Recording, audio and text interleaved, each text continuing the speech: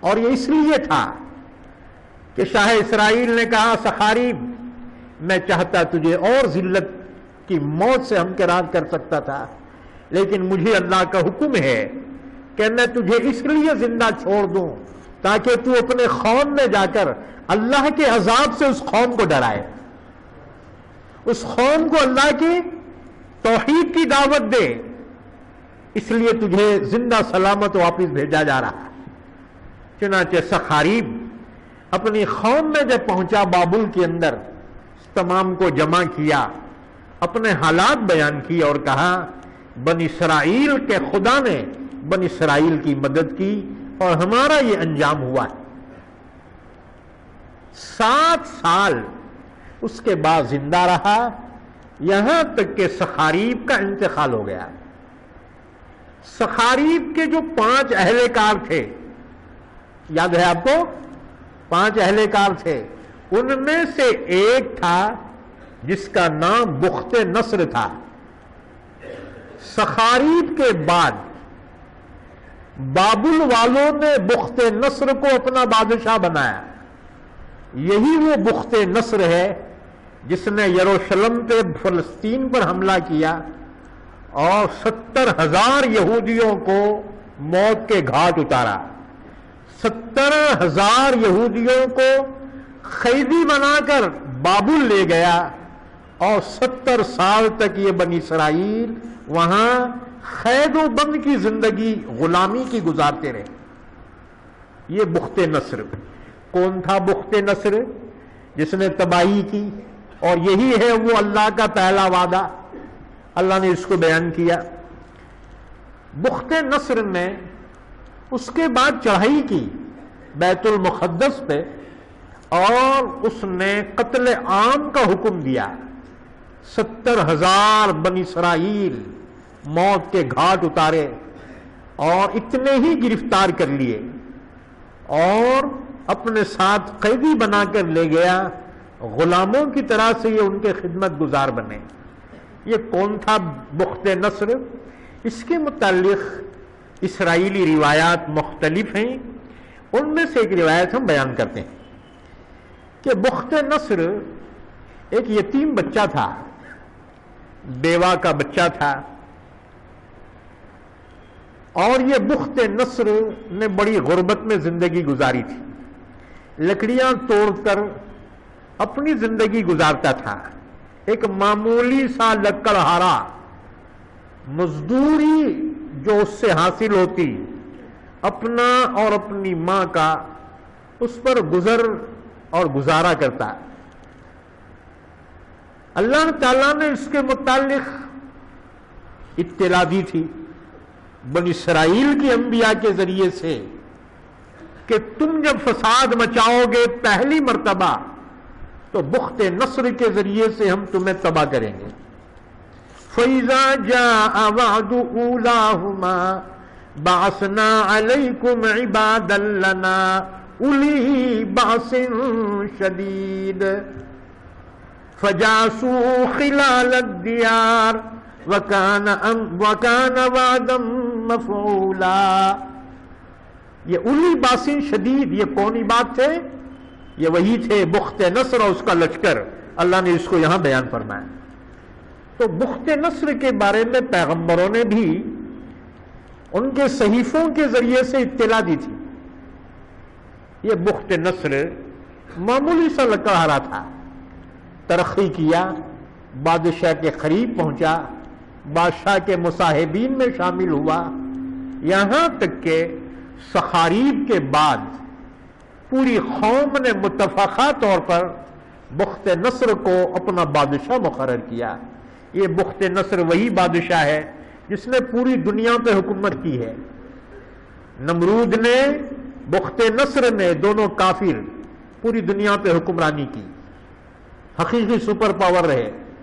اور حضرت سلیمان اور سکندر ذوالقرنین، انہوں نے بھی پوری دنیا پہ حکومت کی۔ 2 ایمان والے اور 2 کافر، 4 بادشاہ دنیا میں گزرے ہیں جنہوں نے ساری دنیا پر بیک وقت حکمرانی کی۔ ان 4 کے علاوہ کوئی نہیں گزرا۔ اب آج کل کے سپر پاور گھر میں بغاوت چل رہی ان کے، کیا سپر پاور ہے، سمجھ میں؟ بہرحال بخت نصر نے بیت المقدس پہ حملہ کیا، اس نے حکم دیا بیت المقدس کو ڈھا دیا جائے، بیت المقدس کو ڈھا دیا، جتنی توراتیں تھی اللہ کی کتاب اس کے حکم سے جلائی گئی، جتنے حافظ تورات تھے تمام قتل کیے گئے، تقریباً علماء تورات قتل کیے گئے، 70,000 نبی زادوں اور شہزادوں کو اس نے گرفتار کیا اور اپنے ساتھ بابل لے گیا۔ جیسے ہم نے کہا 70 سال تک وہاں پر غلامی کی زندگی میں رہے۔ ایک بات یاد رکھو، ان قیدیوں میں بنی اسرائیل کے جو قیدی بخت نصر لے گیا تھا، ان قیدیوں میں 4 پیغمبر تھے، قیدیوں میں 4 پیغمبر تھے۔ ایک حضرت دانیال علیہ السلام، حضرت دانیال علیہ السلام۔ نمبر 2 حضرت حنانیہ علیہ السلام۔ نمبر 3 حضرت عزاریہ علیہ السلام۔ عزاریہ ہی کو عزیر بھی کہا جاتا ہے، حضرت عزیر علیہ السلام، جن کا واقعہ 3 پارے میں اللہ نے بیان فرمایا، او کالذی مر علی قریۃ وہی خاویۃ علی عروشہا، یہ جو گزرے تھے نا ویران بستی کے پاس سے، کون تھے؟ عزیر علیہ السلام۔ اور بستی کون سی تھی؟ یہی بستی تھی بیت المقدس اور یروشلم کی بستی۔ تو یہ 3 پیغمبر ہوئے، حضرت دانیال، حضرت حنانیہ، حضرت عزاریہ، ان کو عزیر کہا جاتا ہے، اور چوتھے حضرت میشائیل علیہ السلام۔ یہ 4 پیغمبر بھی ان قیدیوں میں سے تھے۔ بخت نصر اتنا بڑا بادشاہ، پوری دنیا پہ حکمرانی تھی، اس نے ایک خواب دیکھا،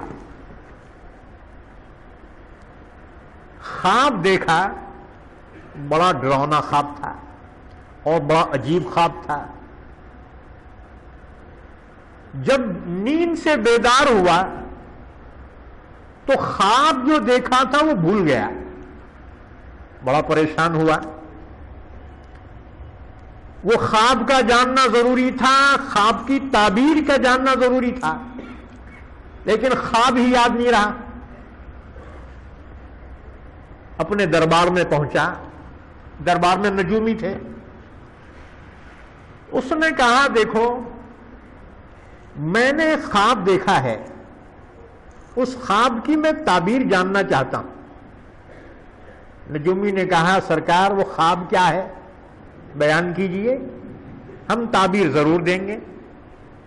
بادشاہ نے کہا خواب تو مجھے یاد نہیں رہا، مجھے تعبیر ضرور چاہیے۔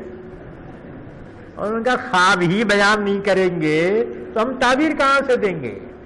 بادشاہ نے کہا میں نے اس لیے نہیں پالا تھا تم کو، میں نے تو اسی لیے پالا تھا کہ میرے ان مسائل میں تم میری رہنمائی کرو۔ بادشاہ نے وارننگ دی، اتنے دن کی تمہیں مہلت ہے، وہ خواب میرا کیا تھا وہ بھی بیان کرنا اور اس کی تعبیر بھی دینا۔ ابھی ہو گئے پریشان۔ بادشاہ نے کہا ورنہ تمہاری گردنیں مار دوں گا، مجھے خواب بھی چاہیے اور تعبیر بھی۔ یہ بادشاہ بہت سرکٹ رہتے بسا ہوگا۔ اب دیکھو سارے درباری پریشان ہو گئے، انہوں نے کہا اس مسئلے کا حل کیا کرنا، اب تو ہماری جان ہی جائے گی۔ انہوں نے سوچا یہ بنی اسرائیل میں کچھ قابل لوگ ہیں، ان سے ملنا چاہیے، یہ ضرور کوئی رہبری کریں گے۔ چنانچہ یہ ان پیغمبروں کے پاس آئے، خصوصاً دانیال علیہ السلام سے کہا ایک مصیبت میں ہم گرفتار ہیں اور آپ ہی اس مصیبت سے ہمیں نکال سکتے ہیں۔ کہ بادشاہ نے خواب دیکھا، خواب بھول گیا. بادشاہ کہتا ہے خواب بھی بیان کرو اور تعبیر بھی، ورنہ گردن مار دیں گا. ہماری تو جان جانے کے لیے ہے، لہذا تم ہی ہماری جان بچا سکتے. اور ان کا ٹھیک ہے، ہم جو ہے تمہارا مسئلہ حل کر دیں گے. انہوں نے جا کر بادشاہ سے کہا بادشاہ یہ جو قیدی آئے ہیں نا بنی اسرائیل کے، اس میں کچھ قابل لوگ ہیں، وہ خواب بھی جانتے ہیں آپ کا، تعبیر بھی جانتے ہیں. بادشاہ نے کہا بلاؤ. حضرت دانیال علیہ السلام اور آپ کے 3 اور ساتھی جو پیغمبر تھے دربار میں بلائے گئے. بادشاہ نے بڑی عزت کی، کیونکہ بادشاہ کا مطلب تو یہاں نکل رہا تھا. چنانچہ بڑی عزت کی اور پوچھا کہ میرا خواب کیا تھا، کیا آپ بتلا سکتے ہیں؟ حضرت دانیال نے فرمایا ہاں، اللہ نے مجھے آپ کا خواب بھی بتلایا ہے. پھر تعبیر؟ کہاں تعبیر بھی ہم بتائیں گے. بادشاہ بڑا خوش ہوا، کہا مجھے اپنا خواب بتلاؤ. حضرت دانیال علیہ السلام نے فرمایا بادشاہ تم نے خواب میں ایک مورتی دیکھی تھی، خواب میں ایک مورتی دیکھی تھی. کہا مجھے یاد آیا، ضرور. پھر حضرت دانیال نے فرمایا اس مورتی کے پیر وہ تو مٹی کے تھے، مٹی اور پتھر کے تھے، اس کے پیر اور پنڈلیاں. اس کی رانیں تانبے کی تھی. بادشاہ نے کہا درست. کہا اس کا پیٹ چاندی کا تھا. بادشاہ نے کہا بالکل درست. کہا اس کا سینہ سونے کا تھا. کہا بالکل درست. کہا اس کی گردن اور سر لوہے کا تھا. بادشاہ نے کہا بالکل سچ کہا، میں نے یہی مورت دیکھی. اور دانیال علیہ السلام نے فرمایا تم یہ مورت دیکھ کر تعجب کر رہے تھے، یہ عجیب مورت ہے. بس یہ تعجب تم کو ہو ہی رہا تھا، آسمان سے پتھر آیا اور پتھر اس مورت پہ زور سے گرا کہ وہ مورت ریزہ ریزہ ہو گئی. وہ پتھر فضاؤں میں پھیل گیا، وہ مورت ریزہ ریزہ ہو گئی، تباہ ہو گئی. بادشاہ نے کہا قسم پیدا کرنے والے کی یہ تم نے میرا خواب صحیح بیان کیا ہے، اب اس کی تعبیر بھی بیان کرو.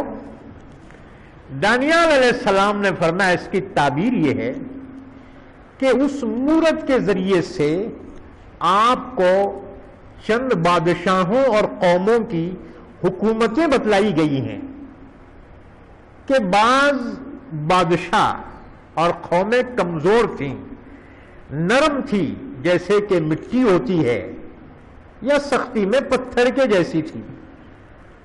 اس کے بعد پھر دور اور ترقی کیا، دوسری قوم آئی.